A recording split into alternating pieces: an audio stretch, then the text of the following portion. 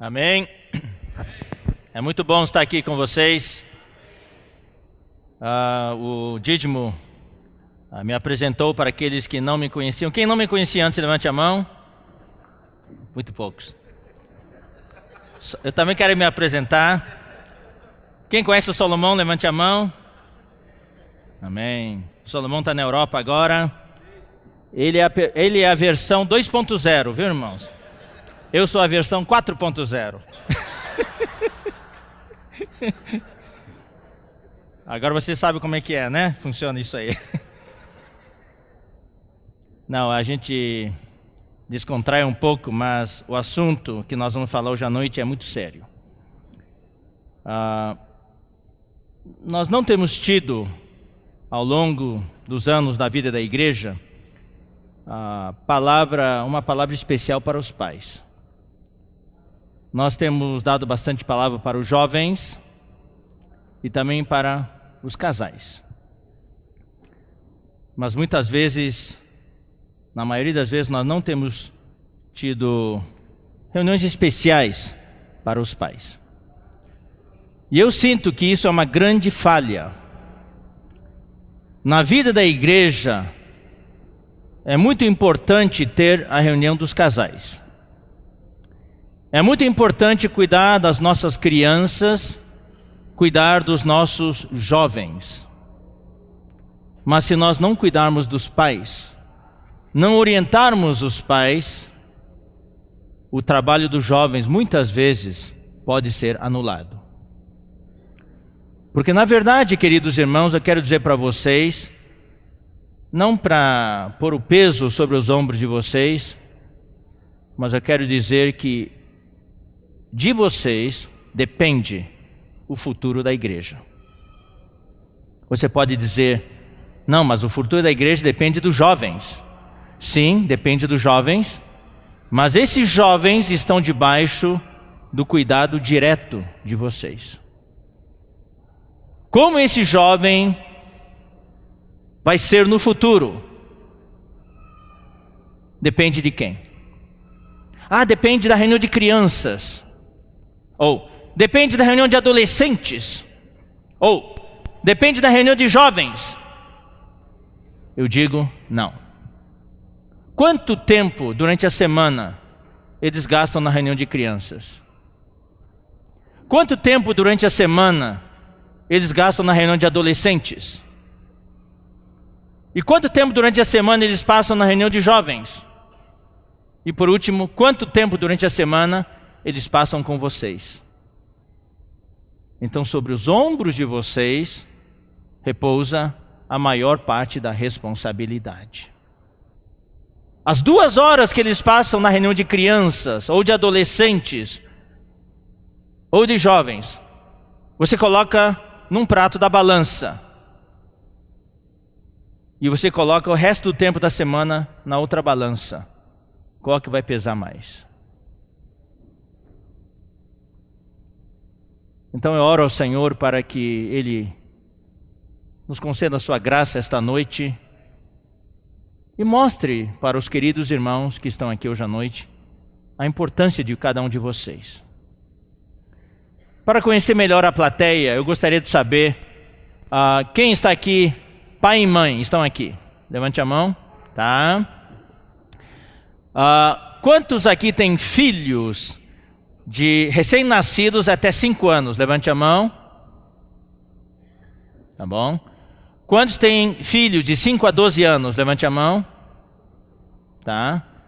Quantos têm filhos de 12 a 18 anos? Levante a mão. Tá bom. E quantos têm filhos maiores de 18 anos? Levante a mão. É mais ou menos equilibrado, com exceção do primeiro grupo. E quantos ainda não têm filhos? Levante a mão. Amém. Eles virão. Profecia.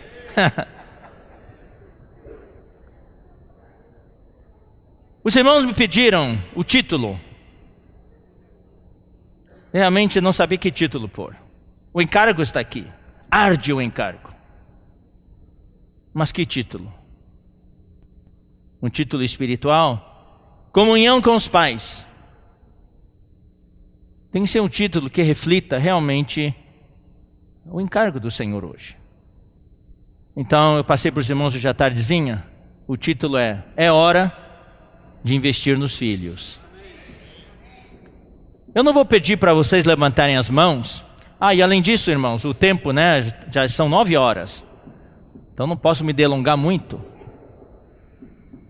Vocês podem ter múltipla escolha. A reunião vai terminar às 10 horas, 22 horas, 23 horas, 0 hora ou 1 da madrugada. Não, irmãos, é o seguinte, eu falei para os irmãos hoje à tarde na comunhão, que eu poderia apresentar 10 pontos, mas tocar cada ponto superficialmente. Ou apresentar os pontos e nos aprofundar, ter comunhão, porque eu não quero, irmãos, dar uma mensagem. Eu quero conversar com vocês. Queremos ter aqui um bate-papo. Se o Senhor permitir, no final, abrir um espaço para perguntas e respostas. Eu quero conversar com vocês com certa profundidade. Então talvez eu não fale 10 pontos. Talvez eu fale hoje à noite e amanhã cedo, total de 3 pontos ou até 4 pontos. Você tem 10 pontos para apresentar? Tenho 10 pontos. Eu ia falar os 10 mandamentos para os pais. Uau, título bom, né? Título bom, melhor do que esse tempo de investir nos filhos, né? Mas eu falar 10 mandamentos, vocês vão querer todos os 10 mandamentos essa vez. Então, só vou falar alguns mandamentos e o restante, eu daí vou ter desculpa para voltar aqui e dar o restante, né, irmãos? Ó, Senhor Jesus. Hoje, irmãos, fala-se muito de investimento. Investimento financeiro, onde aplicar o dinheiro, investimento acadêmico. Eu sou jovem, eu quero investir meu tempo para estudar. Eu me formei no colegial, eu vou para a faculdade, 4 anos ou 5 anos de faculdade, dependendo do curso. Depois eu vou investir mais 2 anos no mestrado, depois mais 3 anos no doutorado. Investimento. Quando se fala em investimento, o que se espera? Retorno, resultado. Nós investimos em tudo. Investimos nas finanças, investimos na casa, fazemos reformas, fazemos renovação na casa, no jardim, investimos na indústria, na nossa empresa, investimos no carro. Você investe no carro fazendo manutenção do carro. Troca o óleo, revisão do motor, tudo certinho. Você também faz investimento, o brasileiro está cada vez mais dando importância à sua saúde. Então você faz investimento na sua saúde. Muitos fazem exercícios, outros não. Mas todo mundo compra o quê? Esteira. Mas a maioria das esteiras usa para pendurar roupa, para pôr vaso de flor, para pôr roupa para secar. Então, mas de qualquer maneira, muitos investem na saúde, na alimentação. Você investe em iogurte Activia. Uau! Não estou ganhando nada, tá? Você investe na comida saudável. Sai mais caro, a comida sai mais cara, mas você quer ter saúde, você investe. Então, quantos investem no casamento? Existe até aquele livro, Casamento, Investir ou Desistir. Então, na reunião de casais, nós falamos que precisa investir no casamento. Fazer manutenção do casamento. Um carro sem manutenção quebra. Uma saúde, o corpo físico, sem manutenção, sem cuidado, lá na frente, é problema. Problema no joelho, problema na coluna, problema cardíaco. Então, casamento também precisa de investimento. Agora, quantos investem nos filhos? O que você está fazendo para investir nos seus filhos. Os filhos vêm, que gracinha, você os cria e os anos passam rápido. Num piscar de olhos, seu filho criou asas e voou para fora do ninho. E eu vejo muitos pais hoje tristes, desesperados, porque os filhos humanamente estão maduros, até casados, e o que entristece muitos pais é que eles não estão nos caminhos do Senhor, não servem o Senhor. Ou tem aqueles que estão reunindo, mas estão frios. Eu tenho falado muito recentemente, nesses últimos anos, sobre proatividade. O que é proatividade? Proatividade é você tomar ações para que possa ter resultados no futuro. Existem dois tipos de pessoas hoje: pessoas proativas e reativas. As pessoas reativas são aquelas que reagem depois que as coisas acontecem. Aí só recém elas reagem. As pessoas proativas são aquelas que agem antes que as coisas acontecem, ou para prevenir, ou para causar o resultado desejado. Por exemplo, uma pessoa que não cuida da sua dieta e não faz exercício, um dia tem um infarto. Daí quando vem um infarto, daí o médico fala: você tem que começar a fazer exercício e cuidar da sua dieta, senão você não vai aguentar. Aí a pessoa reage, começa a cuidar da sua dieta, começa a fazer exercícios, e daí consegue ter uma boa saúde e manter o seu coração numa situação saudável. Mas a pessoa já teve cirurgia do coração. E uma pessoa proativa é aquela que vê: se eu não cuidar da minha saúde, se eu não cuidar da minha dieta, não fizer exercícios, o infarto vem. Então o que ele faz? Ele sai da sua zona de conforto, faz exercícios, cuida da sua dieta, não pode comer todas as picanhas que quer comer, e aquela gordurinha que é a mais gostosa, não pode comer.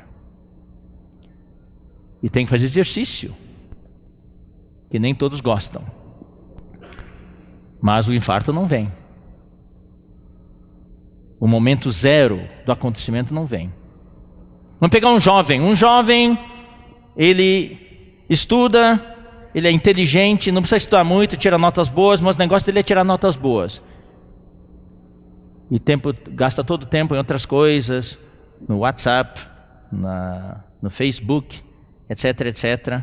Mas tem outro jovem que não é tão inteligente, talvez, não tem todo esse privilégio, mente privilegiada, estuda, se esforça, tira notas razoáveis, mas esse jovem é proativo.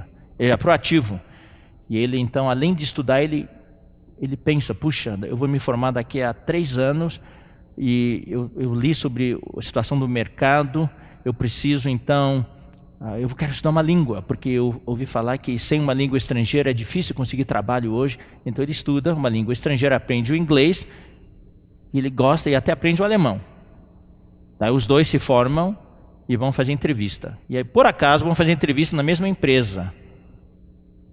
Daí o jovem que é inteligente, mas não estudou nenhuma língua, apresenta o seu histórico escolar e o entrevistador fala: puxa, impressionante suas notas. Você sabe alguma língua estrangeira? Não, só o português. Daí vem aquele segundo jovem que não tirou notas tão boas e o entrevistador olha: as suas notas não estão muito boas, mas você sabe alguma língua estrangeira? Sei. Que língua? Sei falar o alemão e o inglês. Você está contratado. Aí o primeiro jovem vai começar: puxa, devia ter estudado uma língua. Aí ele vai começar a estudar. Ele é reativo, mas o outro jovem foi proativo. Então a pergunta que cada um deve fazer para si, irmãos, vamos fazer primeiro, aplicar para nós mesmos, onde eu me vejo daqui a 5 anos? Isso é muito importante, irmãos. Nós não podemos viver só cegos, olhando só para o chão, olhando só para 1 metro à nossa frente. Você tem que fazer essa pergunta. Academicamente, profissionalmente, onde eu me vejo daqui a 5 anos? Do mesmo jeito que agora?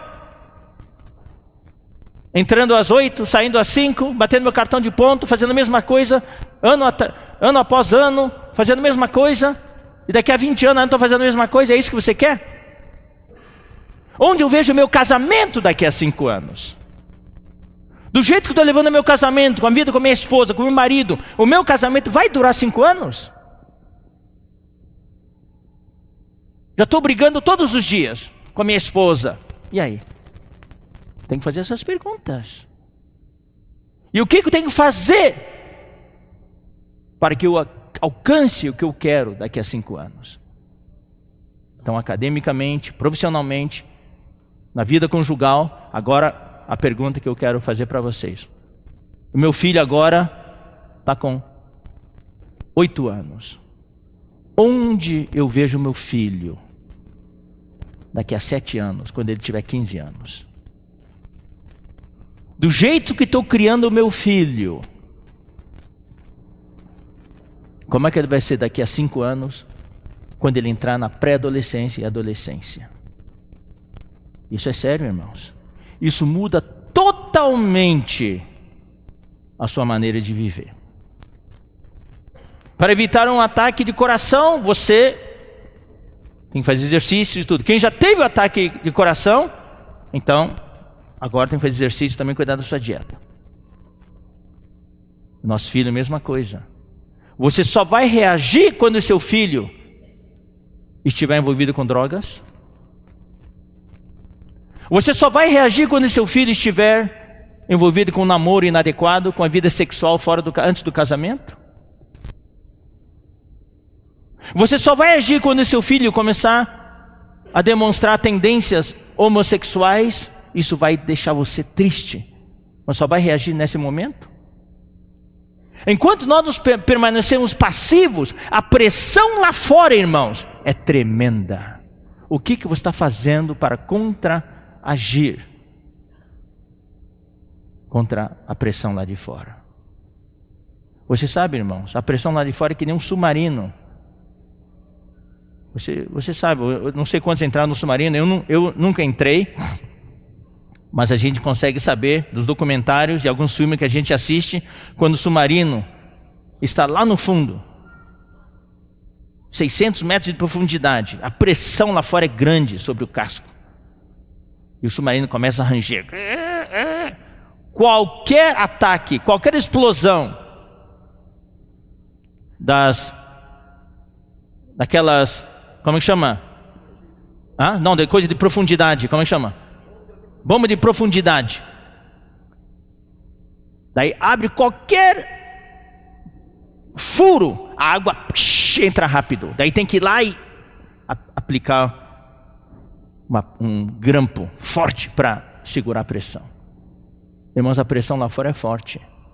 O que você está fazendo na sua casa hoje para cuidar do seu filho? Isso aí tudo, irmão, são palavras introdutórias que eu quero preparar para poder apresentar a visão que o Senhor nos dá na sua palavra. Você está investindo no seu filho? Que retorno você espera? Você quer colher com lucros? Você quer colher com juros daqui a 10 anos? Você quer ver juros no seu filho? Você quer ver lucro na sua filha? O que você está investindo nele hoje? Não vai vir lucro nenhum, não vai ter juro nenhum se nós não investirmos, irmãos. Lá fora, toda vez, vamos usar assim seu filho como se fosse uma conta corrente. Toda vez que ele vai para a escola, há saques. O fundo é sacado. Quando ele volta, o saldo pode estar zerado ou negativado. Você está repondo o saldo? Para o seu filho ter saldo positivo, você tem que pôr mais crédito do que o débito que ele está lá fora. E você tem que ensinar o seu filho a não permitir que os saques sejam efetuados lá fora. Hoje na vida da igreja nós temos um problema sério. Na verdade esse problema não é da vida da igreja. Esse problema é universal. Se aplica a empresas, se aplica a famílias e se aplica, claro, à igreja também. é a questão, é o chamado síndrome da geração. A continuidade. Uma empresa é formada por um empreendedor, um pai de família que tem uma visão muito boa, uma visão tremenda de empreendedorismo, de ideais humanos, sociais. Então funda a empresa está indo bem, daí ele tem filhos, daí tem a questão da herança, da sucessão, daí ele passa para a próxima geração, mas na próxima geração já não há os mesmos ideais, não tem a mesma visão do pai, os filhos já brigam entre si e a empresa já é enfraquecida, e é uma empresa familiar, e quando passa para a terceira geração, a empresa se desfacela e sai do mercado. Isso acontece muito. Isso acontece também com a igreja. Os movimentos espirituais que houve, nunca passou de 3 gerações. Começa bem, com aquela visão, puxa, daí vem a segunda geração, dá uma continuidade, a terceira geração, já acaba. Vamos ler alguns versículos, irmãos. Vamos ler Josué. Vocês sabem, queridos irmãos, que Josué foi treinado por Moisés. Josué era um jovem e Moisés colocou esse jovem do seu lado e o treinou e o aperfeiçoou e o capacitou. E Josué aprendeu muito com Moisés. Josué foi aquele que lutou as batalhas no deserto. E de quando Moisés morreu, Deus o recolheu para si. Você sabe, Moisés não conseguiu entrar na terra de Canaã, porque ele ofendeu a administração de Deus num dos episódios lá no deserto. E como castigo, Deus não o permitiu entrar na terra de Canaã. E daí Moisés orou a Deus e Deus disse que Josué seria o seu sucessor. Então Moisés passou então a Josué a liderança do povo. Então, daí Josué levou o povo de Israel a entrar na boa terra de Canaã, e ali ele liderou todos os combates. Depois de algum tempo, eles conquistaram toda a terra de Canaã, então eles se estabeleceram na terra de Canaã. Todas as tribos nas suas terras e assim por diante. Então até aí, já era, uma geração inteira já tinha morrido no deserto, Moisés também morreu, então era agora a geração de Josué. Então vamos ler aqui, irmãos, no final da vida de Josué, o que ele fala aqui. Josué capítulo 24. Josué capítulo 24, versículo 14. Neste capítulo nós temos a despedida de Josué perante o povo. Então ele fala aqui no versículo 14: agora, pois, temei ao Senhor e servi-o com integridade e com fidelidade. Deitai fora os deuses, os quais serviram vossos pais da além do Eufrates e no Egito, e servi ao Senhor. Você sabe que esse problema acompanhou os filhos de Israel em todo o percurso no deserto, os 40 anos. É um problema sério. Mas por causa da liderança de Moisés, então, sempre o povo era trazido de volta para o caminho. Eu uso aqui, queridos irmãos, o povo de Israel como se fosse nossos filhos. Por mais que você fale, os seus filhos voltam no caminho do Senhor, mas se você se descuidar, os seus filhos vão estar lá fora do caminho do Senhor de novo. A não ser que seja algo excepcional que Deus preparou. Caso contrário, é a tendência do mundo. Você não vai ter folga, querido irmão, querida irmã, querido pai, querida mãe. Você vai ter que estar vigilante o tempo todo. Até o seu filho atingir uma idade madura, quando já estiver casado, até às vezes casado, você ainda tem que cuidar dele. Essa é a função dos pais. Os pais são os líderes que Deus precisa hoje na vida da igreja. Eu tenho falado aos irmãos, eu quero aplicar aqui aos pais agora. Temos hoje muitos presbíteros, muitos diáconos, muitos irmãos responsáveis e muitos irmãos do serviço, que estão nessa posição por amor ao Senhor.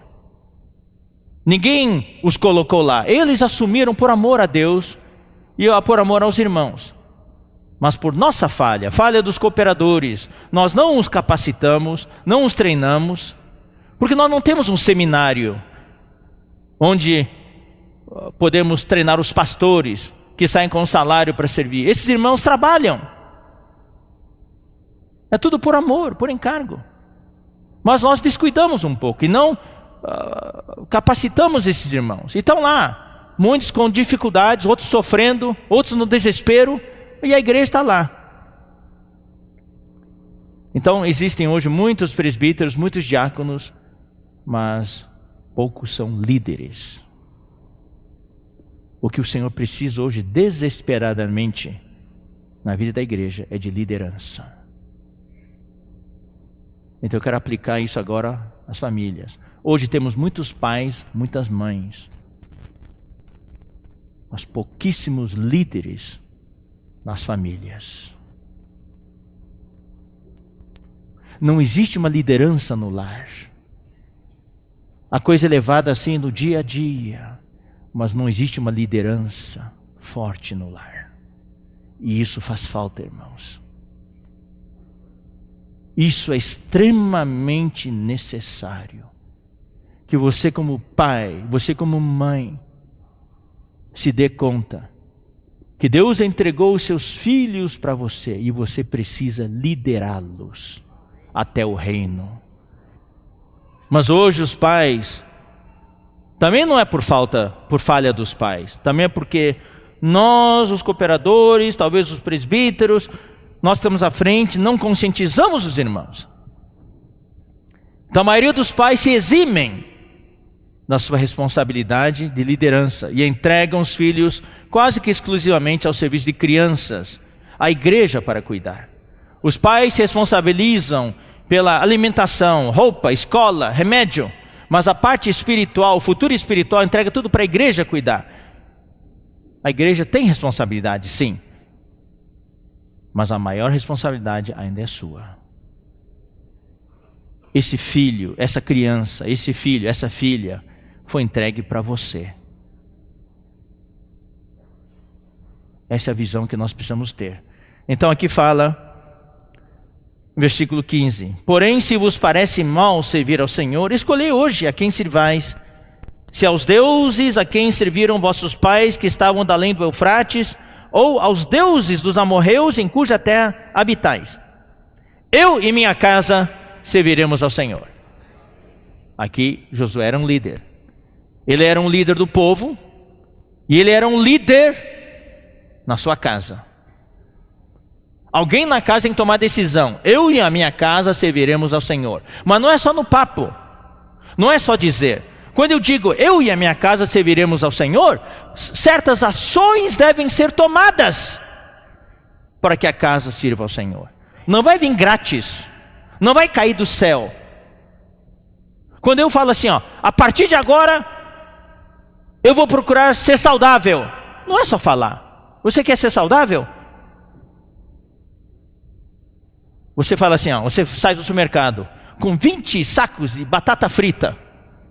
A partir de hoje eu vou ser saudável. Irmão, você não vai ser saudável. Não é o que você fala, é o que você faz. E esse é o grande problema hoje. Talvez a gente fale muito, mas faz pouco. Bom, vamos continuar a leitura. Vamos agora ler. Bom, Josué então decidiu, eu e minha casa serviremos ao Senhor. Então ele lançou um desafio ao povo para que todos pudessem seguir seu exemplo, servir o Senhor. Enquanto Josué estava vivo, isso funcionou. Então vamos ver agora Juízes capítulo 2. Ou seja, até a geração de Josué estava tudo bem. A segunda geração. A primeira geração tombou no deserto, mas Moisés foi um líder forte, conseguiu levar o povo até a entrada da terra de Canaã. E Josué, a segunda geração, levou o povo a entrar, conquistaram todas as terras, se estabeleceram. Agora Josué estava para morrer. Versículo 8. Juízes 2:8. Faleceu Josué, filho de Num, servo do Senhor, com a idade de 110 anos. Sepultaram-no no limite da sua herança, em Timnate-Heres, na região montanhosa de Efraim, ao norte do monte Gaás. Versículo 10, irmãos, que tragédia, versículo 10. Foi também congregada a seus pais toda aquela geração. Ou seja, essa geração, a segunda geração, morreu. Toda. E outra geração, a terceira geração se levantou. É o síndrome da terceira geração que eu falei. Após ele, e outra geração após ele se levantou, que não conhecia o Senhor, nem tampouco as obras que fizera a Israel. Fala de quem? Fala de Moisés? Fala de Josué? Fala de quem, irmãos? Falam bem alto. Dos pais. No tempo de Moisés, os pais falaram para os seus filhos. No tempo de Josué, os pais falaram para os seus filhos. Não, no tempo de Josué também teve a sua falha aí. Não houve essa conscientização. Daí a segunda geração foi embora, a terceira geração não ouviram falar do Senhor, nem do que o Senhor fez. E isso se prorrogou até o tempo de Esdras. Quando Esdras leu o livro da lei, o pessoal ficou assim, boquiaberto. A gente não sabia que era assim. Nem conhecia mais a palavra. Então, queridos irmãos, a questão é essa. O que você, como pai e mãe... Eu falo isso, irmãos, não é para condenar. Eu espero que ninguém se sinta condenado. Todos nós estamos juntos, mas eu falo isso para que ainda haja tempo para você remediar. Por isso que eu perguntei, quantos têm filhos pequenos ainda? Quanto tempo seu filho gasta por dia diante da televisão? Quanto tempo seu filho gasta por dia diante de um iPad? Quanto seu filho gasta durante o dia diante de um celular? E quanto tempo seu filho gasta durante o dia sentado na sua frente e você falando para ele das coisas de Deus? Como é que nós vamos ganhar a guerra desse jeito, irmãos? É derrota na certa. O inimigo ri da gente. Então nós temos que mudar a nossa atitude. Por isso que a gente fala, é hora de investir nos nossos filhos. É hora de mudar nossas prioridades. O que é importante para você? O que é importante para você? Seus negócios? Sua tecnologia na sua casa? A reforma da sua casa? O seu conforto? Ou seus filhos? O que é importante para você? Eu acho que marido e esposa, pai e mãe, precisam se ajoelhar diante do Senhor e buscar a direção do Senhor. Queridos irmãos, por favor, eu não estou hoje à noite apresentando nenhuma fórmula mágica. Eu não estou dando um curso com métodos, número 1, número 2, número 3, seguindo isso, você vai ter sucesso em criar seus filhos vão ser todos homens de Deus. Não. Não tem fórmula mágica. A fórmula mágica é você. Você como pai, você como mãe, é a fórmula que Deus quer usar. Para o seu filho, não tem ninguém que Deus vai usar. É você. Claro, se você se omitir, Deus, por amar o seu filho, vai usar outras pessoas para cuidar do seu filho. Mas daí você vai ficar muito triste. Aí eu conheço pais que ficam extremamente tristes quando o filho se envolveu com algo gravíssimo e os pais não sabem, mas os filhos contaram para outros irmãos. Os pais vieram a saber através de terceiros. Por quê?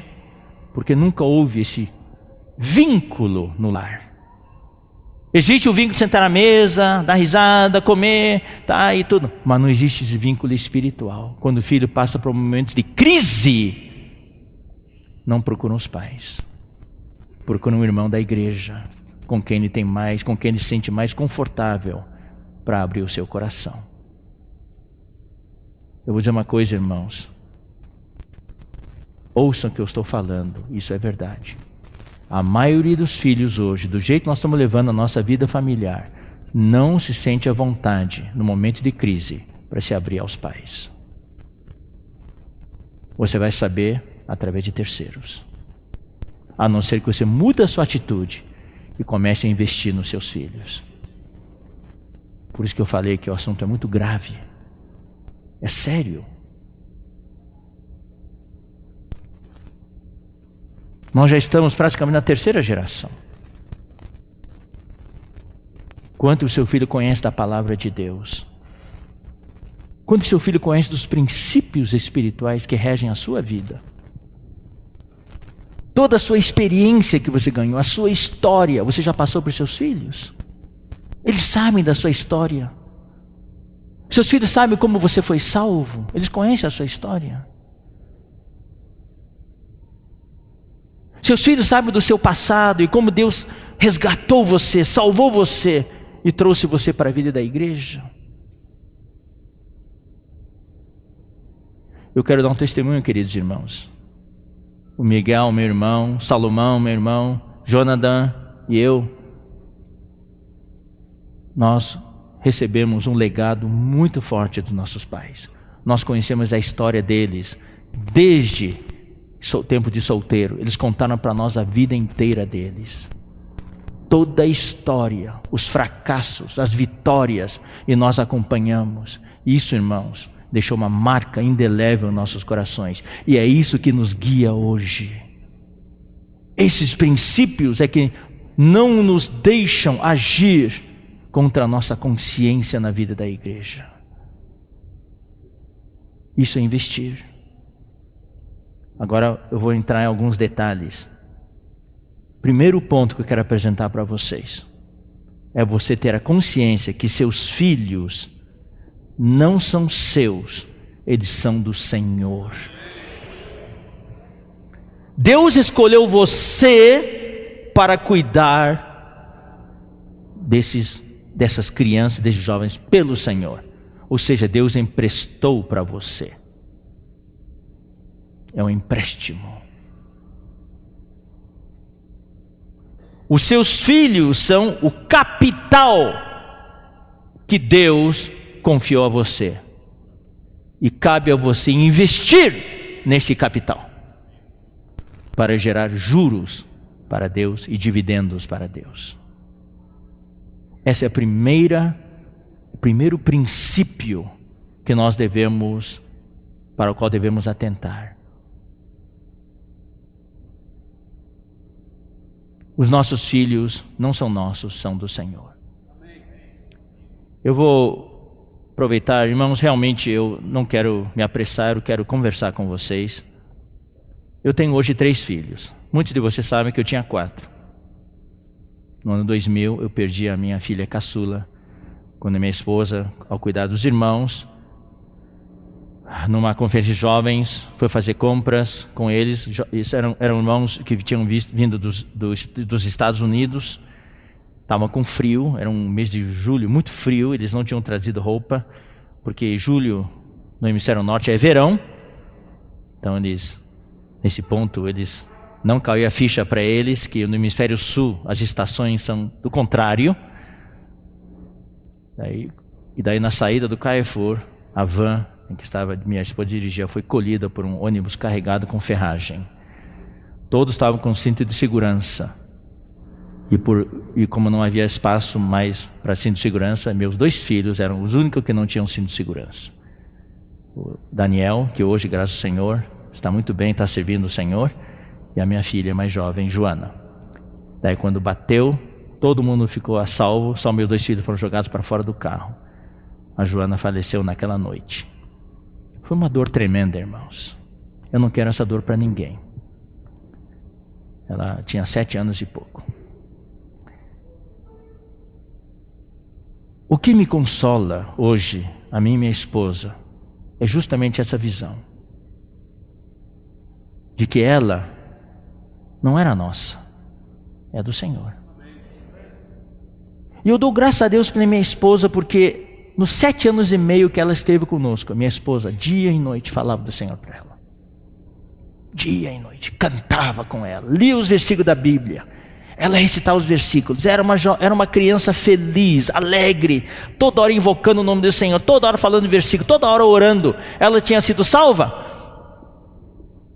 Difícil de dizer se ela realmente experimentou uma conversão como nós entendemos hoje, mas ela tinha um Senhor. Se tinha um Senhor, então eu creio que foi salvo. Então, só que eu nunca imaginaria que o Senhor, que os termos do empréstimo dessa filha seriam 7 anos e meio. Eu pensava que ia tê-la até a fase adulta. Não, mas foi da vontade do Senhor. Vou emprestar essa criança para você por 7 anos e meio. Veja o que você faz com ela.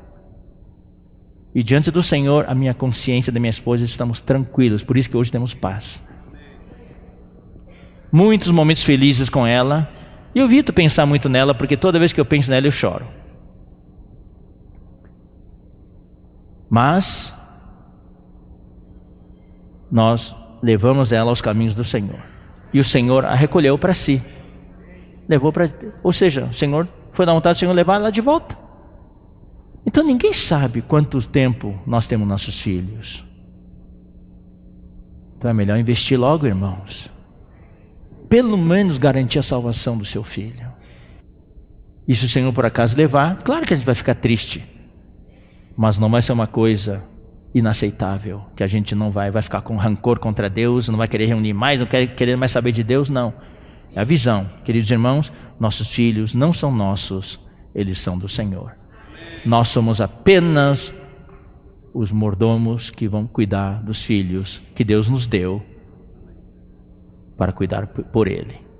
Claro, existe o vínculo da vida. Você como mãe gerou o seu filho, a sua filha, e aquele amor que você sente, irmão, isso aqui não tem como descrever. Mas você precisa ter consciência. Um dia Deus vai me pedir para prestar contas. O que eu fiz com meu filho? Que o Senhor me cedeu para eu cuidar. Deus vai dizer, aquele jovem que eu te dei, aquela criança que eu te dei para cuidar, como é que você cuidou dela? Tá? Então vamos ler alguns versículos, irmãos. Vamos ler Salmos 127. Salmos 127, versículos 3 a 5. O que diz aqui? Herança do Senhor são os filhos. Herança de quem? Do Senhor, que o Senhor nos dá, você nos cede, mas são do Senhor. O fruto do ventre, seu galardão.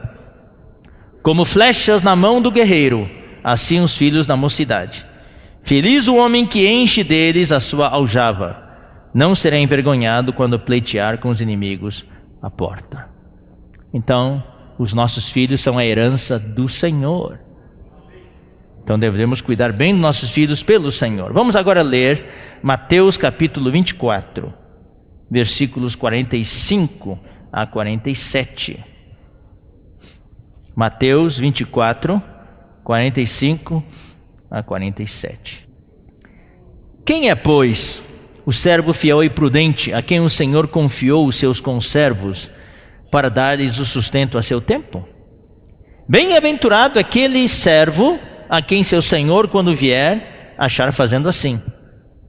Em verdade vos digo que lhe confiará todos os seus bens. São versículos conhecidíssimos. Todos nós sabemos até recitar esses versículos. E nós aplicamos esses versículos aos nossos amigos, convidados do Evangelho, né? Mas eu quero dizer para você, os primeiros a quem você deve aplicar esse versículo são seus filhos. Sua esposa, seu marido e seus filhos, sua família. A sua família são os conservos. Estou falando para agora varão, irmão, homem. A sua esposa e seus filhos são os conservos que Deus confiou a você, para você dar-lhes o sustento a seu tempo. Irmã, o seu marido e seus filhos são os conservos que o Senhor confiou a você para dar-lhes o sustento a seu tempo. E pais, pai e mãe, que estão aqui hoje à noite, os seus filhos são os conservos que Deus lhes entregou, que Deus lhes confiou, para dar-lhes sustento a seu tempo. Você está dando o sustento para seus filhos a seu tempo? Tudo tem seu tempo.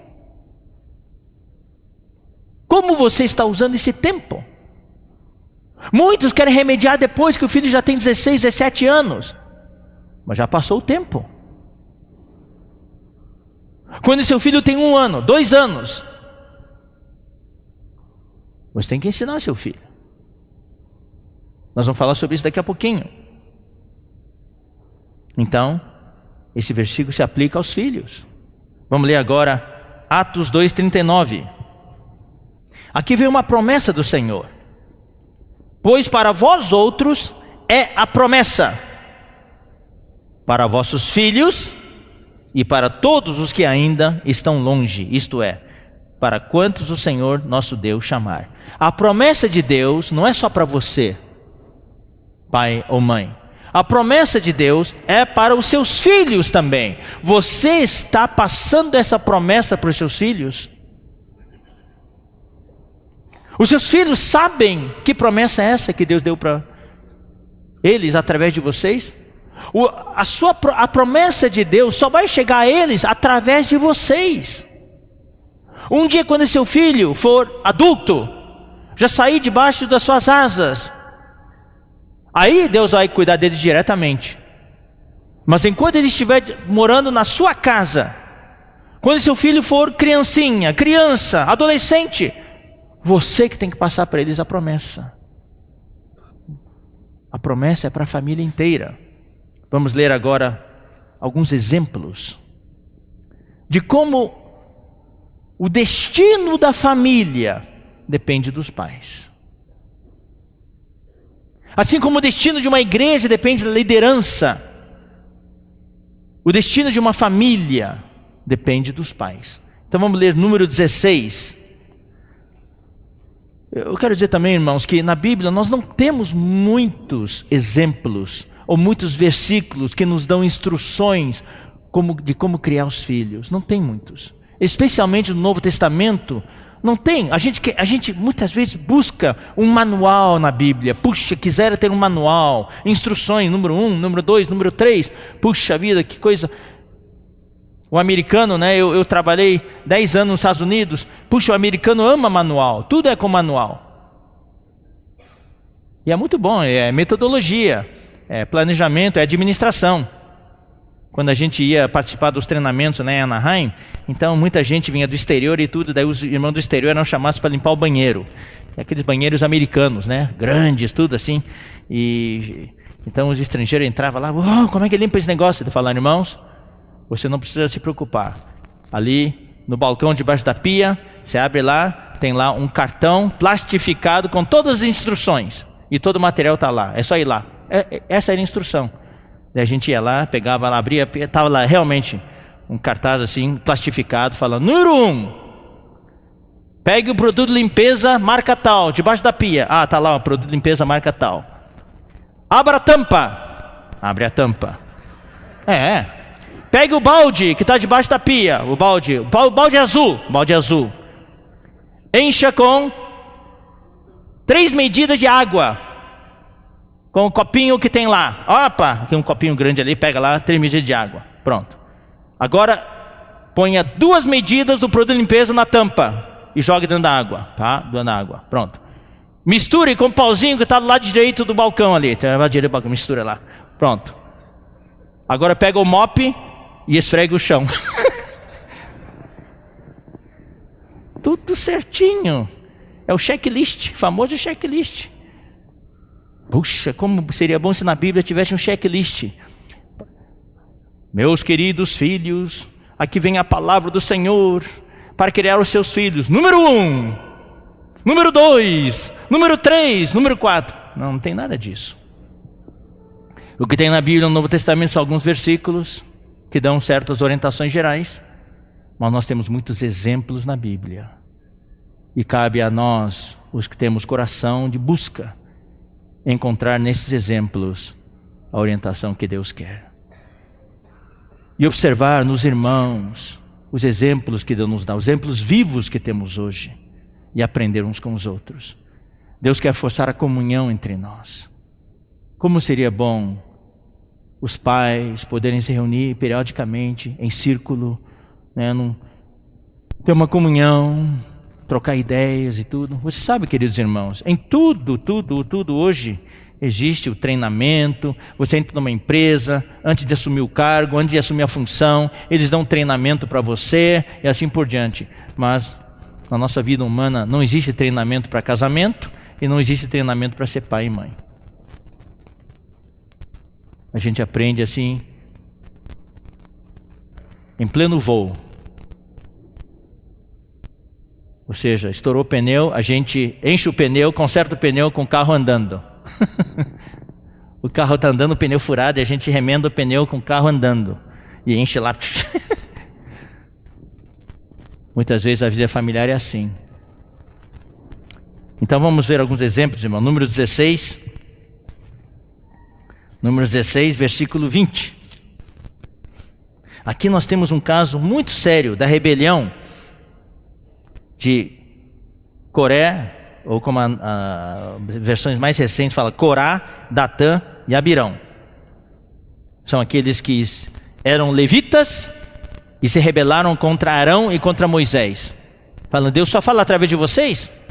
Bom, vamos ler o versículo 20. Disse o Senhor a Moisés e a Arão: apartai-vos do meio desta congregação e os consumirei num momento. Mas eles se prostraram sobre o seu rosto e disseram: ó Deus, autor e conservador de toda a vida, acaso por pecar um só homem indignar-te-ás contra toda esta congregação? Respondeu o Senhor a Moisés: fala a toda esta congregação dizendo: levantai-vos do redor da habitação de Corá, Datã e Abirão. Fala, todo mundo está aqui, se afastem das tendas, das barracas ou das casas de Corá, Datã e Abirão. Então se levantou Moisés e foi a Datã e Abirão, e após ele foram os anciãos de Israel, e disse à congregação: desviai-vos, peço-vos, saiam daqui das tendas deste homens perversos, e não toqueis nada do que é seu, para que não sejais arrebatados em todos os seus pecados. Levantaram-se, pois, do redor da habitação de Corá, Datã e Abirão. Então todo o povo que estava lá foi embora, se afastou. Olha só, irmãos, a presunção e a arrogância. E Datã e Abirão saíram e se puseram à porta da sua tenda, juntamente com suas mulheres, seus filhos e suas crianças. Quando os pais têm problemas, a família inteira tem problema. O destino dos filhos está nas suas mãos. Então o povo foi embora, mas daí Datã e Abirão saíram assim, ó. Posso até imaginar a cena. Na porta, assim, um braço cruzado. E aí, o que vai acontecer com a gente? E todos os filhos e a mulher, todo mundo assim. Então disse Moisés: nisto conhecereis que o Senhor me enviou a realizar, a realizar todas essas obras que não procedem de mim mesmo. Se morrerem estes como todos os homens morrem, e se forem visitados por qualquer castigo como se dá com todos os homens, então não sou enviado do Senhor. Mas se o Senhor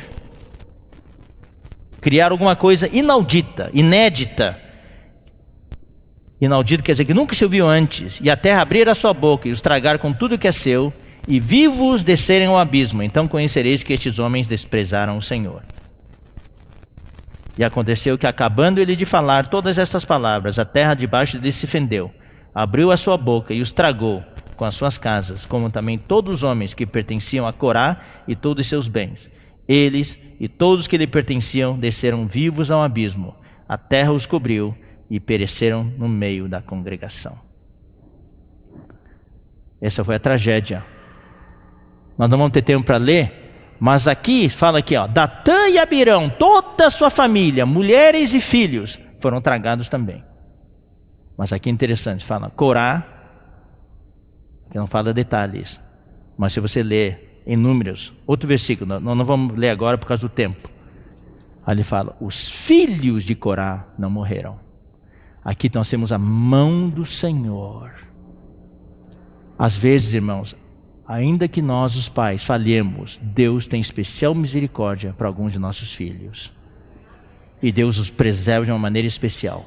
Corá foi tragado pela terra, mas quando o povo se afastou, os filhos de Corá falaram: papai, desculpe, não vamos ficar com você não. E os filhos foram embora também.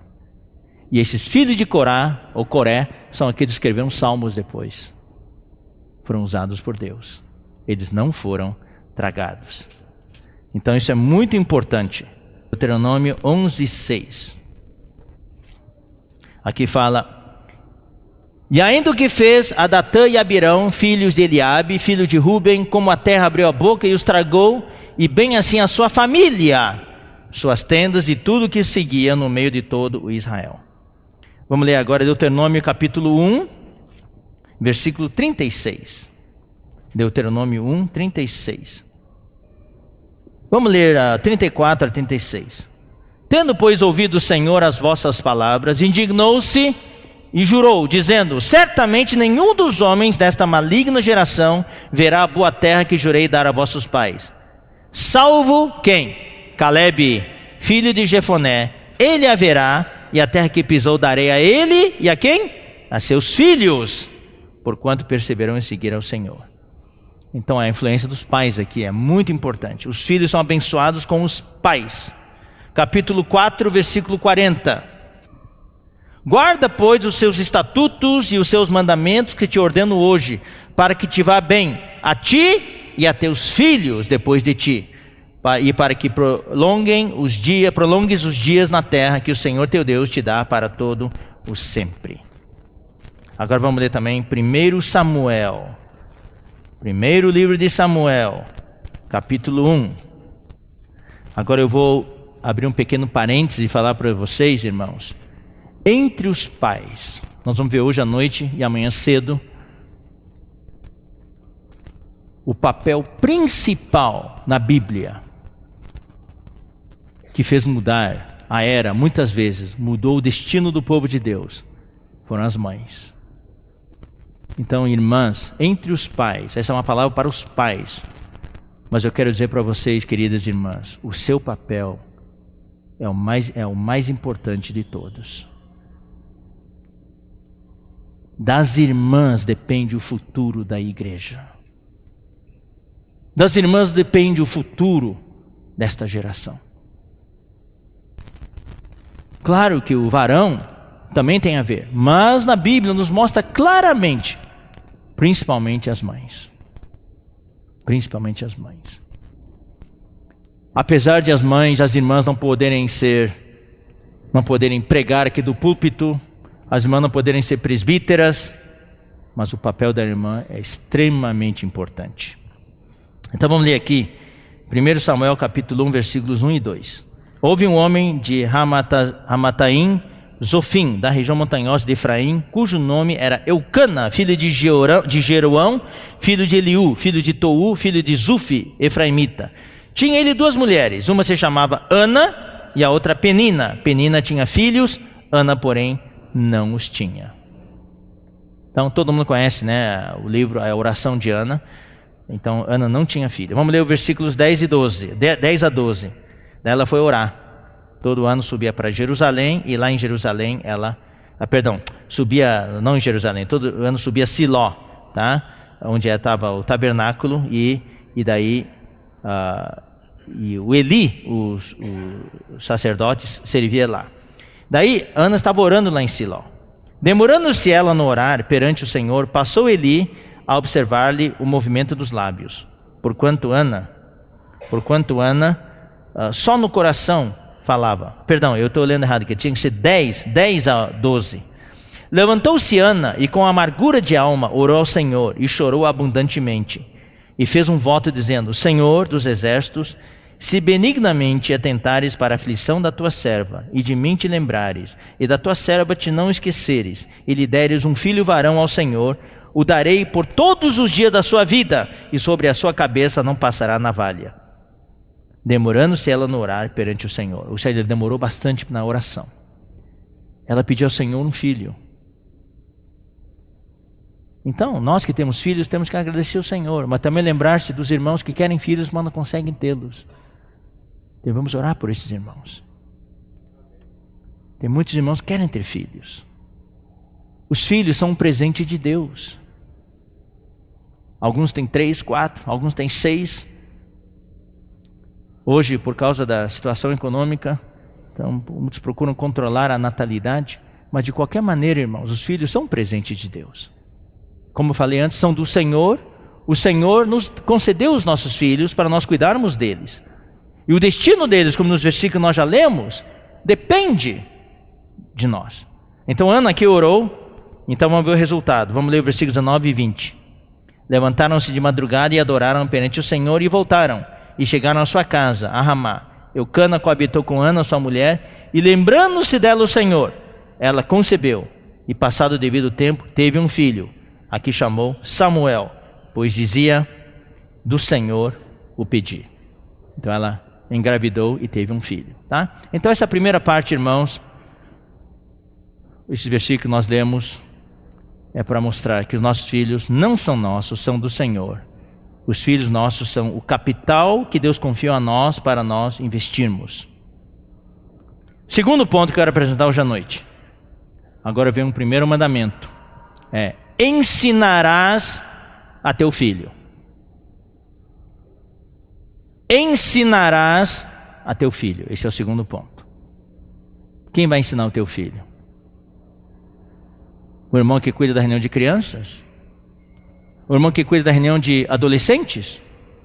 O irmão que cuida da reunião de jovens? Quem vai cuidar? Quem vai ensinar? Então vamos ler, Deuteronômio. Deuteronômio capítulo 6. Versículo 4 a 9. Ouve, Israel, o Senhor, nosso Deus, é o único Senhor. Amarás, pois, o Senhor teu Deus de todo o teu coração, de toda a tua alma e de toda a tua força. Estas palavras que hoje te ordeno estarão no teu coração. Agora é a palavra que Deus fala para os pais. Fala para você, querido irmão, e Deus hoje à noite fala para você, querida irmã. E acho que nós devemos checar se nós estamos fazendo isso. Tu a inculcarás a teus filhos. O que é inculcar? Alguém pode me dizer o que é inculcar? Não é assim, ó. Tá. Não. Inculcar é pôr para dentro. Isso mostra que o filho não quer ouvir. O filho não quer ouvir. Eu tive uma revelação agora. Inculcar é pôr na cuca dele.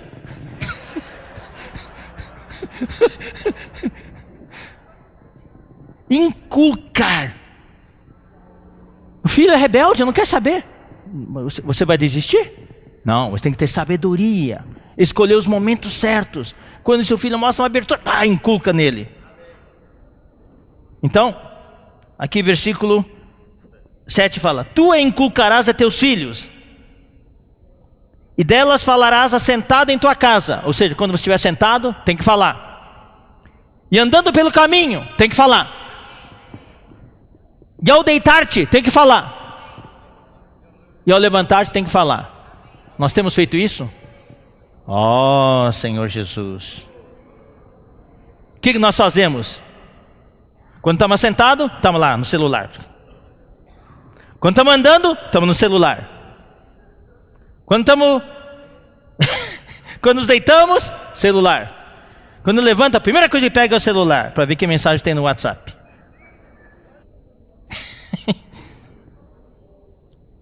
Irmãos, hoje eu estou segurando um pouco para esperar até o próximo ponto para falar. Aquele é o ponto central que eu quero falar hoje à noite. Irmãos, nós temos que mudar a nossa maneira de viver. Isso é bom? Excelente. Nós estamos virando escravos disso aí, ó. Isso está acabando com nossos filhos. Nós não temos tempo para os nossos filhos. Nós temos tempo para isso aqui. Também as atarás como sinal na tua mão, e te serão por frontal entre os olhos, e as escreverás nos umbrais da tua casa e nas tuas portas. Ou seja, irmãos, o que quer dizer isso? Quer dizer que você tem que ter Bíblia, alimento diário, jornal, na sala, na cozinha, no quarto, no banheiro. Aonde seu filho for, tem lá a palavra do Senhor. Alimento diário, jornal, Bíblia, livros. E quando sentar, falar do Senhor. Quando levantar, falar do Senhor. Quando andar, falar do Senhor. Quando deitar, falar do Senhor. Sabe por quê, irmãos? Porque quando seu filho não está em casa, o inimigo não para de falar. Não para de falar. Quanto você fala do Senhor para o seu filho? E quanto ele ouve do que não é Senhor lá fora? Irmão, nós já perdemos aqui. Já estamos levando de 10-0. Uma vez, um irmão foi visitar um irmão, estava numa conferência, estava hospedado na casa do irmão. Daí, o anfitrião e a anfitriã tinham tido um filho recém-nascido. Na verdade, já uns 2 meses, né? Então estava lá a anfitriã, dando uma madeira para o filho, falando: você é do Senhor. Ó Senhor Jesus, amarás o Senhor teu Deus de todo o teu coração.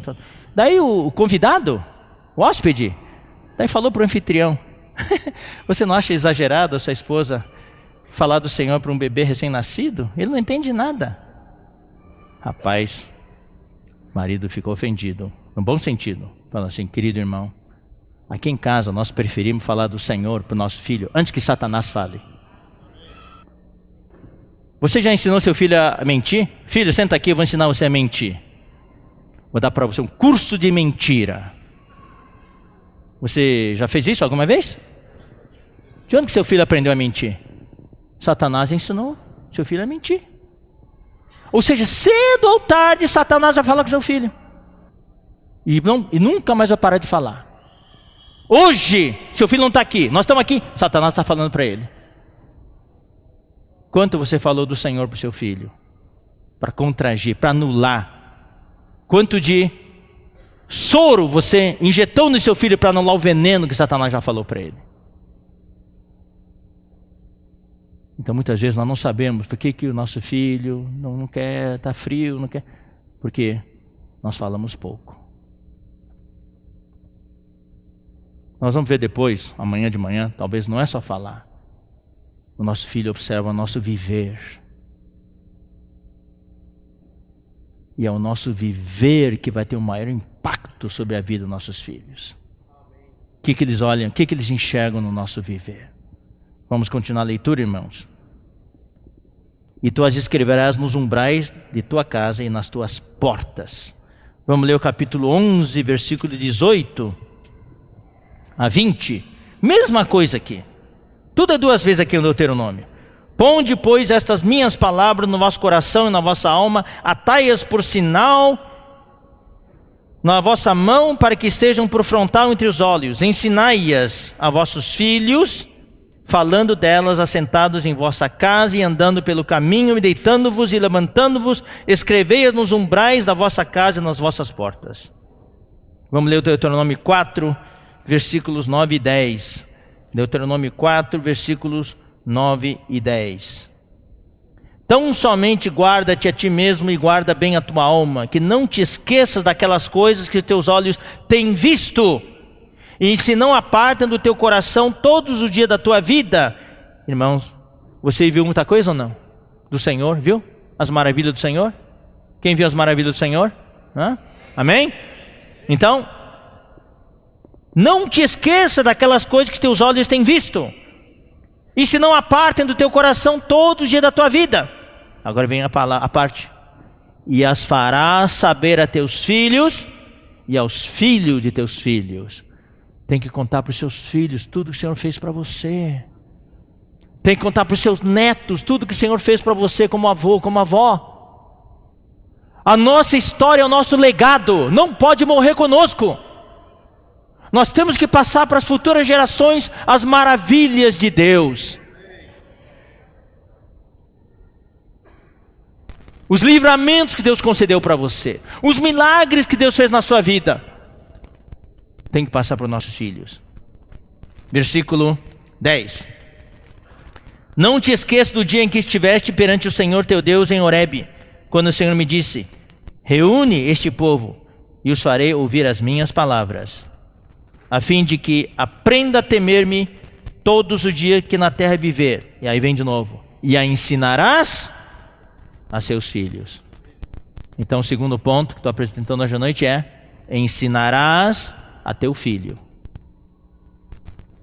Ensinarás a teu filho. Agora eu vou comentar um pouco, fazer alguns comentários. Hoje tem um problema sério entre os nossos jovens, nossos filhos. Eles não têm referência.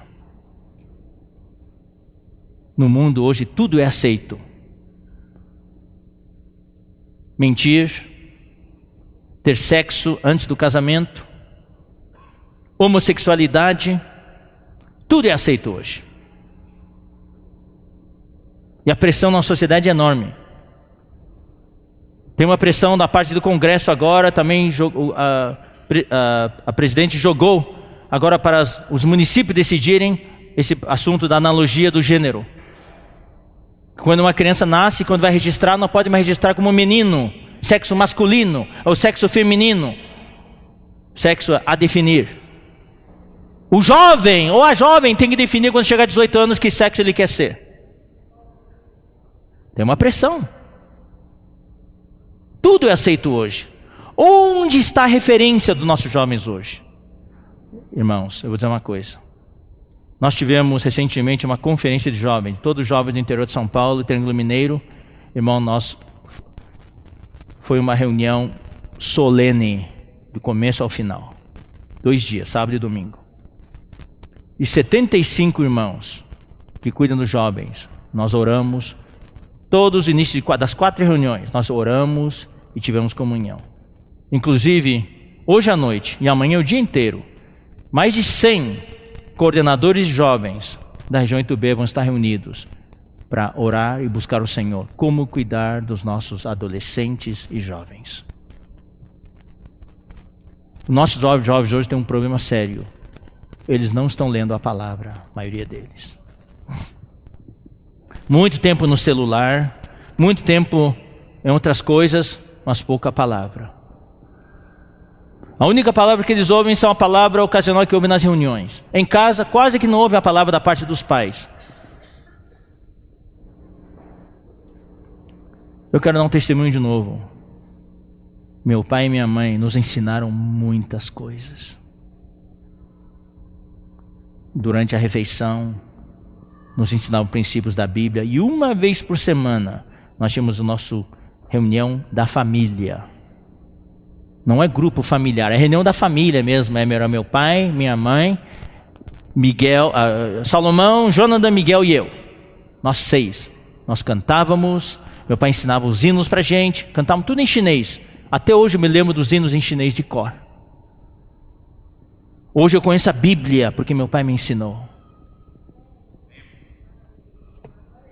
Hoje eu conheço o conteúdo de cada hino, e eu posso aqui, irmão, dar uma mensagem sobre cada hino, por causa do significado de cada hino, que meu pai me contou. Meu pai me contou dos milagres da vida dele, da vida da mamãe, da mami, dos castigos que eles receberam de Deus por se orgulharem. Então isso colocou em nós o temor de Deus como jovem e exemplos. Nós temos que ensinar os nossos filhos. Quem vai ensinar a palavra de Deus para os nossos filhos? A culpa é dos irmãos que servem as crianças? A culpa é dos irmãos que servem os jovens? Não, a responsabilidade é nossa. Esse filho seu, essa filha sua, nasceu de vocês. Deus entregou para vocês cuidar. Por isso eu sinto que essa reunião, irmãos, não é para nós ficar pulando. É muito solene. Eu quero me humilhar diante do Senhor, debaixo do peso da responsabilidade, que é cuidar desses filhos, desses jovens preciosos que Deus entregou para nós cuidarmos. Tem de todas as idades. Aqueles cujos filhos já são grandes. Já passou a hora. Então o que podemos fazer? É orar por eles e apacentá-los. Você não apacenta os irmãos novos? Apacentem seus filhos. Cuidem deles. Quando estiverem reunidos, não falem só de outros assuntos. Criem um momento. Aí está a liderança. O que é liderança? Um dos itens da liderança é poder mudar o momento. Mudar o ambiente. Está todo mundo falando de futebol. Futebol, tá, os filhos dando risada, tá. Daí você como pai, você como mãe. Queridos, que tal falar um pouquinho do que nós temos desfrutado do Senhor? O que o Senhor falou para nós ultimamente? E você cria um ambiente. Eu fico muito triste às vezes quando eu vejo assim, quando a gente fala para os irmãos, irmãos, vamos orar de 2 em 2, e eu vejo lá um pai e o filho sentado do lado dele. Está todo mundo orando com o irmão do lado e o pai está lá assim e o filho assim. Eles não conseguem orar juntos. Por quê? Porque em casa não existe esse ambiente.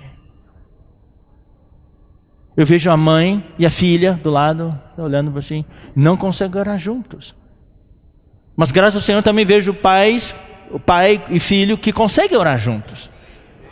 Ou seja, irmãos, não sejamos reféns da situação atual. Vamos ser agora, de certa maneira, podemos ser até reativos. É melhor ser reativo do que não reagir. Pelo menos eu consigo reagir. O pior é não conseguir nem reagir. Eu quero ser reativo, reagir agora, mudar a situação do meu lar e começar a ser proativo. Começar a investir no meu filho. Ainda é tempo, irmãos.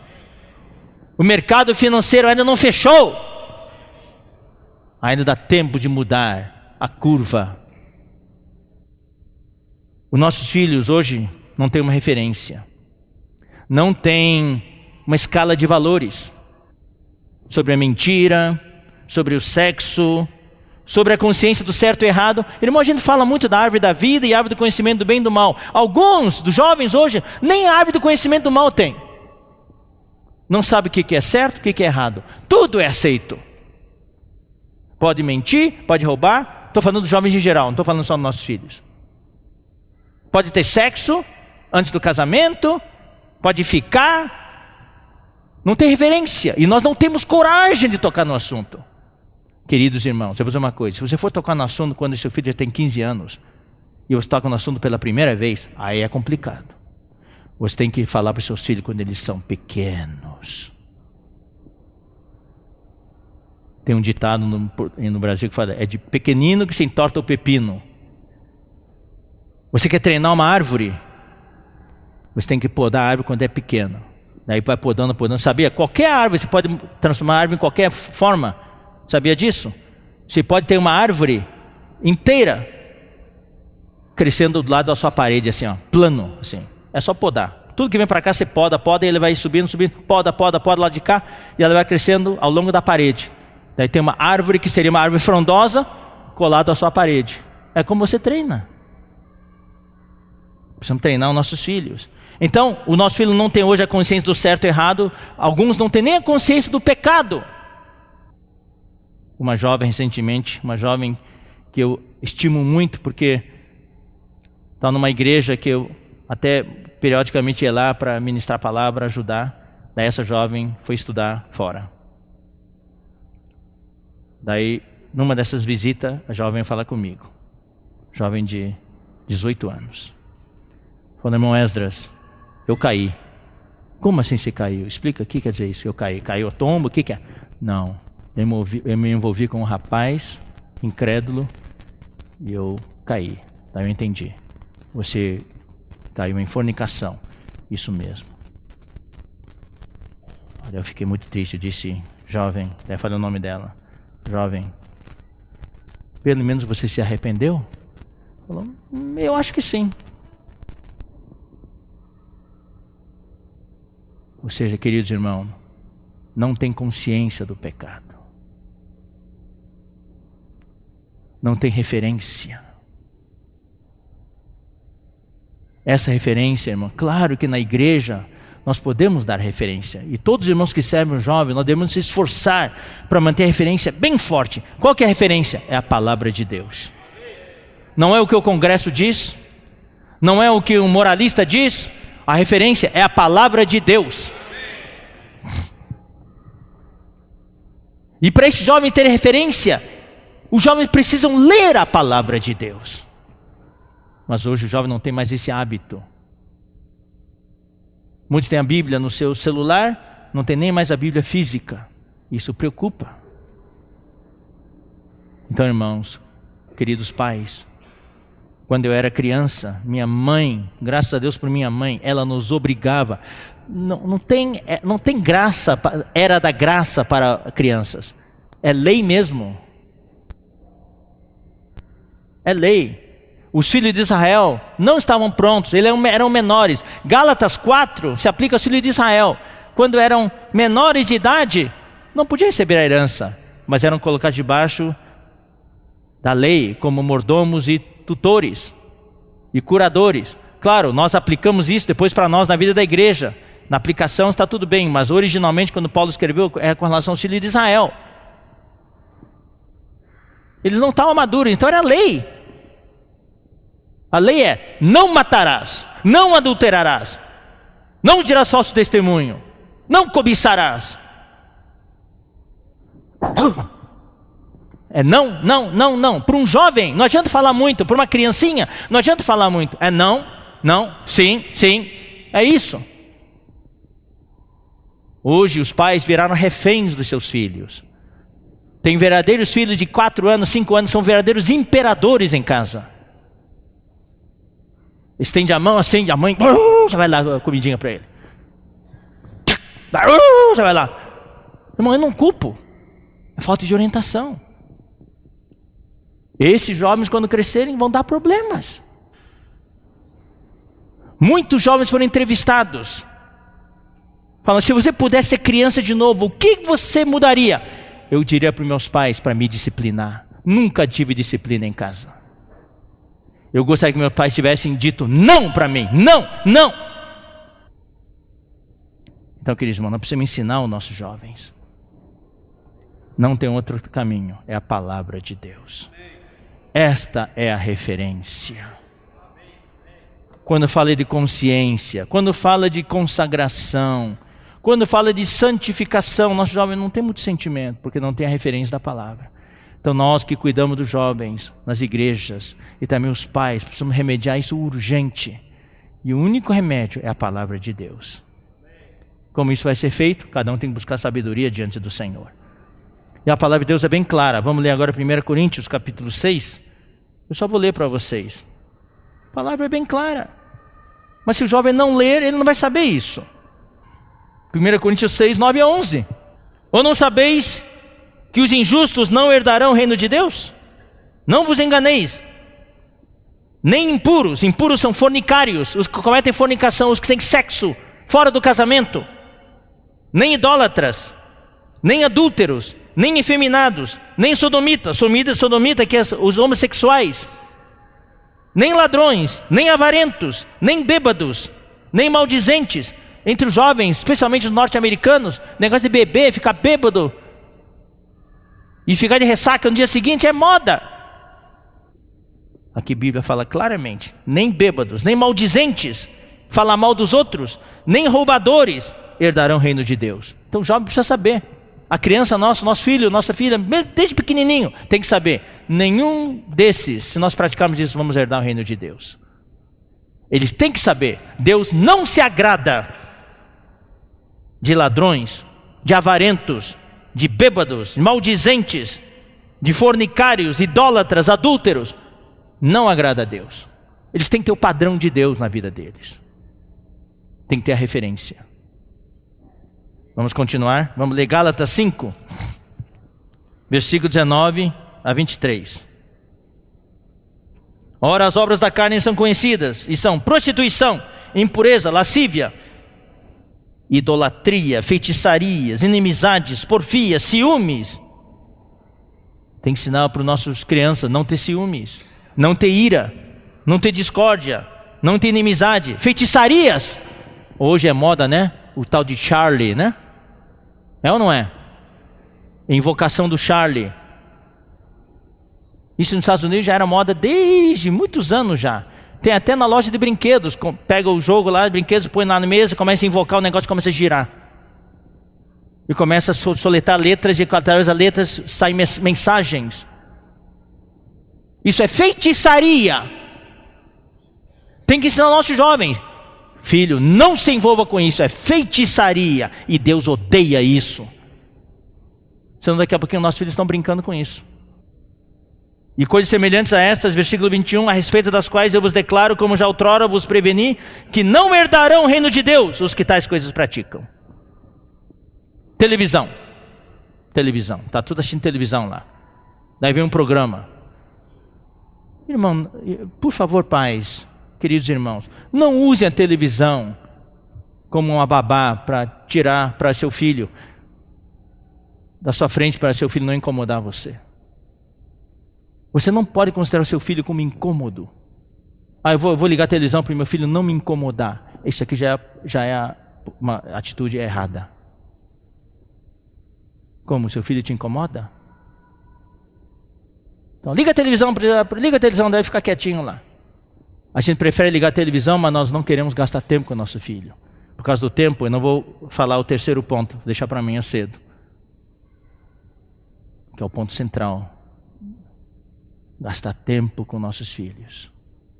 Conversando com eles, ensinando-lhes, contando história para eles, lendo para eles. A minha esposa, eu dou graças ao Senhor por ela, comprou centenas de livros infantis, leu todos os livros para eles. Por isso que todos os meus filhos gostam de ler, devoram livros, gostam de ler. O gosto pela leitura se incute quando é criança. Então,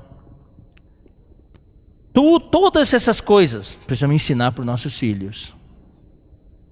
Isso leva tempo, não vem de um dia para o outro. Por isso que é investimento. É hora de investir. Eu digo a vocês, queridos irmãos, não é investimento de curto prazo, não. Não é uma coisa que você hoje compra e amanhã você vende no mercado da Bolsa de Valores. É investimento a longo prazo.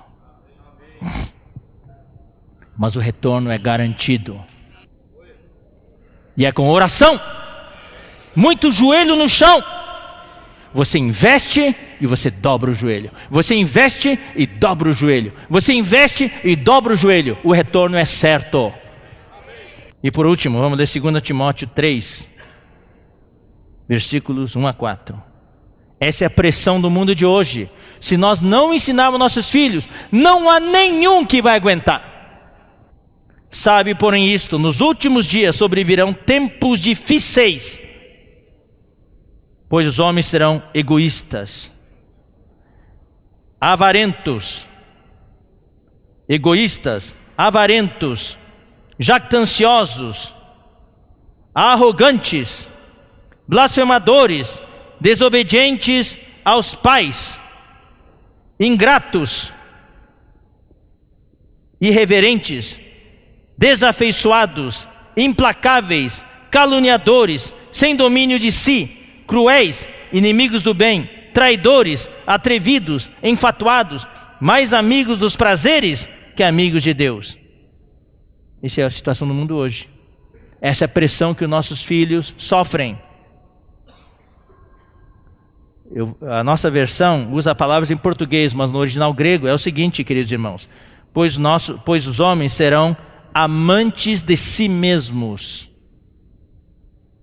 Segundo, amantes do dinheiro. Daí, versículo 3, não amantes do bem.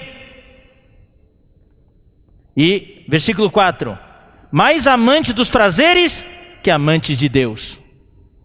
Ou seja, aqui eles amam a si mesmos como egoístas, amam o dinheiro, não amam o bem, amam os prazeres e não amam a Deus. Essa é a tendência do mundo hoje. E os nossos filhos estão debaixo dessa pressão. Queridos irmãos, não há outro caminho. Precisamos ensinar os nossos filhos. Não existe caminho fácil. Hoje estamos no mundo do tudo que é instantâneo. Aveia é instantânea, café é instantâneo, tudo instantâneo. estão procurando descobrir o conhecimento instantâneo. Não precisa estudar mais, só tomar uma pílula, você sabe tudo daí. E também não existe criar os filhos instantaneamente. Ou você quer isso? Seu filho nasce, e daí você leva lá para uma câmara de maturação. Deve ser o nenezinho de de um dia, você coloca lá dentro. Daí você fecha a porta, daí o operador ali liga um botão. Acabou. Daí que você abre a porta e sai um rapaz de 18 anos. Você gostaria disso? E esse rapaz sabe tudo. Sabe tudo. E é um rapaz obediente tudo. Não é bom? Economizou 18 anos. Você não quer isso? Você vai perder a alegria. A nossa alegria, irmãos, nosso prazer é passar pela dor, pelo sofrimento, pela luta e ver que o nosso investimento deu resultado. Teve retorno? Eu vou parar aqui, irmãos, tá? Vou parar aqui. Amanhã nós vamos falar os outros pontos e não sei se vamos terminar não, mas de qualquer maneira o objetivo é bater papo com vocês, tá? Alguma pergunta, irmãos? Alguma pergunta? Tenham liberdade sobre o que nós falamos hoje à noite. Algum sentimento? Sente culpado? Graças ao Senhor nós temos o arrependimento. A condenação, a acusação não é coisa boa, mas a condenação vem de Deus. Mostra que nós erramos e Deus, a luz da palavra, sempre quando brilha e a gente está no lugar errado, ela nos condena, tá? Mas daí é para nós nos arrependermos. E uma vez que nos arrependemos, já não há condenação para os que estão em Cristo Jesus. Não precisa levar a culpa. O que nós precisamos é mudar a nossa postura, mudar a nossa atitude. Eu creio que o Senhor está tendo essa reunião com todos vocês, porque o Senhor quer mudar as coisas. E Ele quer usar você para mudar as coisas. Não é através de uma fórmula mágica, é através de nos humilhar diante do Senhor, dobrar o joelho, orar, entregar a situação diante do Senhor, mas nós precisamos mudar a postura. Quando os filhos já são bem grandes, já é mais difícil. Daí nós temos que orar e daí usar os momentos que a gente está juntos, porque os filhos já não estão mais em casa, tá? Já estão fora, já se casaram, tudo, ou estão na faculdade. E a faculdade hoje, irmãos, se não cuidar, a faculdade, irmãos, acaba com nossos filhos. Por isso que eu digo, nós precisamos, através do nosso ensino, instalar nos nossos filhos dispositivos anti-sismo. Os irmãos entendem o que eu quero dizer? Nos países onde há terremotos, os prédios, especialmente Japão, tá? Os países onde tem terremoto, costa oeste dos Estados Unidos, eles não constroem prédios. Por quê? Porque quando tem terremoto cai tudo. Mas nos países adiantados como Japão e outros lugares onde tem terremoto, eles põem dispositivos anti-sismo. Eu visitei um desses prédios lá em Taiwan. Dos irmãos lá tem um prédio muito alto e tem lá um dispositivo anti-sismo bem no topo. Quando começa a tremer a terra, liga aquele motor e contrabalança o prédio para que não agite. O que é o dispositivo anti-sismo? É um dispositivo ou instalado na fundação, ou na estrutura do prédio, ou lá em cima, através de um motor ou contrapeso. Na verdade, o motor também é para fazer efeito de contrapeso, para que quando venha as ondas de choque do chão, o tremor, então, quando esse tremor entra na estrutura do prédio, o prédio cai. Mas esse dispositivo anti-sismo absorve todo o choque, e a estrutura do prédio não recebe o choque, e o prédio fica de pé. E o dispositivo anti-sismo é a palavra de Deus. Tem que ser instalado nos nossos jovens antes de enviá-los para sair de casa e para a faculdade. Porque senão, irmãos, eles se perdem na faculdade. Eu conheço jovens preciosos, que amam o Senhor. E quando saíram de casa, foram para a faculdade, a fé deles balançou. Porque a maioria dos estudantes de faculdade são incrédulos e ateus. Então eles ouviram falar na vida da igreja que esses jovens, o mundo lá fora, não tem nada, não tem alegria, não tem nada. Quando eles vêm lá, mas eles estão cheios de alegria, vão para a festa, bebem, cheio de alegria. Mas claro, eles não conseguem sentir o vazio que eles têm dentro deles. Falam assim, o que os irmãos falam para nós não é verdade. Olha, eles estão muito alegres. E a fé deles balança. Então, irmãos, não é fácil, não é fácil. Ninguém fala que criar filhos é fácil. Se já não é fácil e nós queremos de qualquer jeito, fica então impossível. Então não é para ficar levando a culpa. A palavra de Deus sempre nos expõe, sempre nos traz luz. Então nós temos que ir diante do Senhor. Que caminho tomar? Cada um tem que buscar o seu caminho diante do Senhor. Orar, Senhor, o que devo fazer? Mas ninguém consegue escapar da palavra de Deus. É a palavra. Também não é forçado, não é forçar a goela abaixo, tem que ter sabedoria. Quando a criança é pequena, então nós temos mais controle e a gente pode então ter o controle da situação. Mas os filhos, quando já é adolescente, na idade da rebeldia, tudo. Eu quero dar um testemunho. Será que isso é coincidência? Eu não creio que é coincidência. Meus pais nos criaram e nós todos passamos pela adolescência. Eu, Miguel, Jonathan e Salomão. Mas nenhum dos quatro nós passamos pela crise que se passa. Porque nós tínhamos forte fundamento da palavra. E os terremotos vieram. Olha, veio muitos tremores na minha vida como adolescente. Mas eu consegui suportar todos eles. Hoje eu voltando, eu só posso dobrar meu joelho diante do Senhor e agradecer. Obrigado, Senhor. É o dispositivo anticismo. Outra coisa, outro exemplo que eu posso dar é a árvore. Você sabe que uns meses atrás em São Paulo deu muito vento, né? E daí caíram 700 árvores. 700 árvores. Árvores no meio da cidade. Árvores aparentemente saudáveis, mas daí descobriram o quê? Que suas raízes estavam comprometidas. Cresceram, eram árvores plantadas na calçada, não tinha espaço para crescer, então a árvore tinha uma copa boa, tudo, mas as raízes não eram profundas. E você sabe, eu não sabia disso, mas eu li que a raiz nunca cresce para o lado da rua, sempre cresce para o lado da casa. Tá? Então é interessante isso. Então essas árvores que tinham raízes superficiais, veio o vento, nenhuma aguentou, caiu. E as outras que caíram é porque tinham raiz até razoável, mas o tronco estava podre, com bichos, cupim, outros bichos ali, então estava tudo podre por dentro, por fora uma boa aparência. Mesma coisa, muitos jovens nossos têm uma aparência, pulam tudo, mas por dentro não tem raiz e alguns estão podres por dentro. Então nós não podemos, irmão, dar tanta atenção para a aparência, nós temos que entrar profundo. E nossos jovens precisam ter experiências pessoais com o Senhor, raízes profundas, e isso vem através dos sofrimentos. Por isso que amanhã eu vou falar, não deem para o seu filho tudo que eles pedirem, assim eles nunca vão criar raízes profundas. Os jovens precisam passar por algum grau de sofrimento, de escassez e até de, como é que é? De necessidade. E não seria nada mal passar fome de vez em quando, porque eles comem muito, né? Passar fome de vez em quando para eles poderem sentir o que é ter fome. Por isso que esses projetos sociais hoje que nós temos na vida da igreja ajudam os nossos jovens. Quando eles vão para uma favela, quando eles vão para lá para a biqueira, ver aquela vida lá, eles vão sentir, puxa vida, eu não sabia que a vida era assim.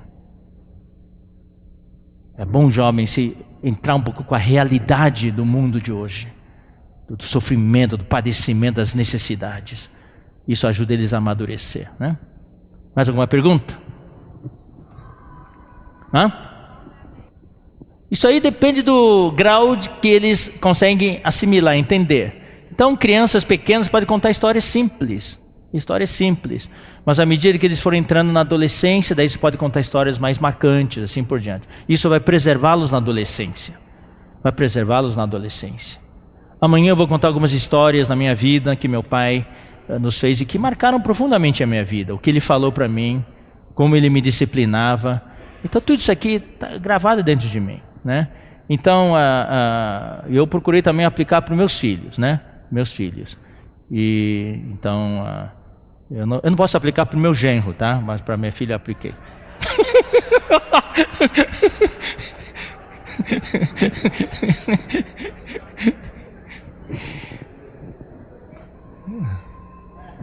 Mais alguma pergunta, irmãos? Eu acho que hoje à noite, irmãos, por causa do tempo, né? Acho que chegando em casa, eu quero encorajar marido e esposa a orar juntos. Talvez possamos orar agora, quando chegar em casa, orem juntos. E é importante, marido e esposa, terem comunhão sobre os filhos, pegar a situação de cada um e levar diante do Senhor. Vocês são os sacerdotes de Deus na sua casa, vocês são os líderes. Então vamos dizer que você tem 3 filhos. Filho, primeiro filho, Senhor, primeiro filho. Olha a situação dele, é assim. Como cuidar da situação dele? Ó, Senhor Jesus. Segundo, sabe, irmãos, nisso nós temos que depender do Senhor também. Temos que fazer a nossa parte humana, mas nós temos que depender do Senhor. É o Senhor que vai nos guiar. E o Senhor vai fazer milagres na vida dos nossos filhos. Por favor, não fiquem condenados. Olhem, você tem que pensar, puxa, eu não fiz o que deveria ser feito, mas tem tempo de corrigir. E você tem que imaginar, Deus é poderoso para dar infinitamente mais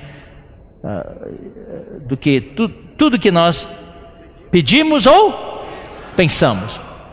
Então, se seu filho é rebelde hoje, começa a pensar, seu filho daqui a 1 ano, seu filho obediente, amando o Senhor, você imagina ele: mamãe, a senhora não vai para a reunião? Estou saindo já, vamos para a reunião, mamãe? Estou cansada hoje. Seu filho: mãe, vamos, você me encorajava tanto, agora vamos para a reunião. Você tem que imaginar essas coisas. E Deus vai dar para você, muito mais. Imagina o seu filho indo para o SEAP. Seu filho no SEAP, 6 meses no SEAP. Seu filho pregando o evangelho e ligando para você: mãe, hoje a experiência foi maravilhosa. O pai, maravilhosa a experiência hoje.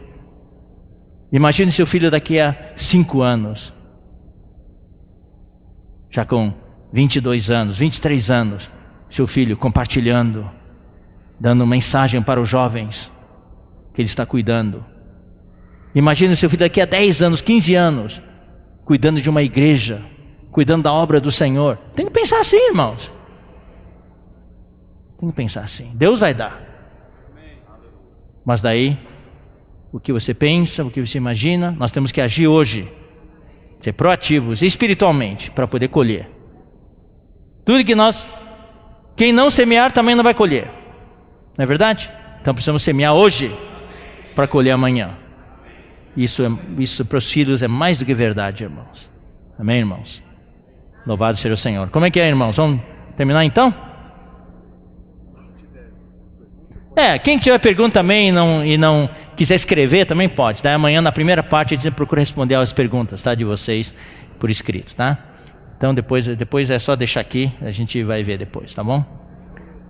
Eu vou passar a noite inteira revisando, tá? E estudando para saber como responder. Que tal os casais, os pais, o pai e a mãe estão sentados juntos, orar juntos, e os outros irmãos também orar com quem está do seu lado? Que tal, hein? Amém?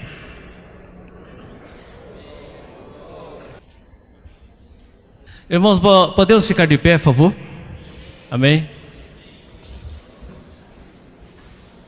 Senhor Jesus, como nós te adoramos, Senhor, como nós te louvamos pela palavra de hoje à noite, em relação aos nossos filhos, em relação aos filhos dos nossos filhos.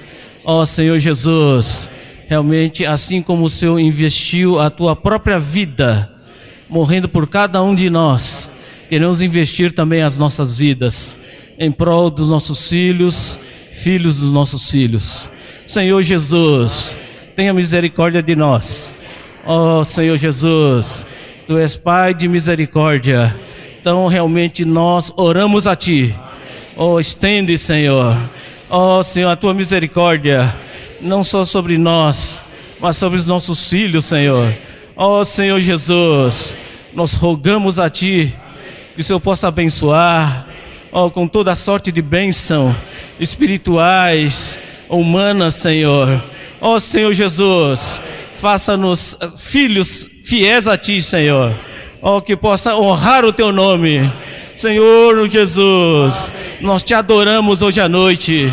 Senhor, não ficaremos satisfeitos enquanto o Senhor não abençoar os nossos filhos. Isso está no Teu coração. Por isso, obrigado, Senhor Jesus.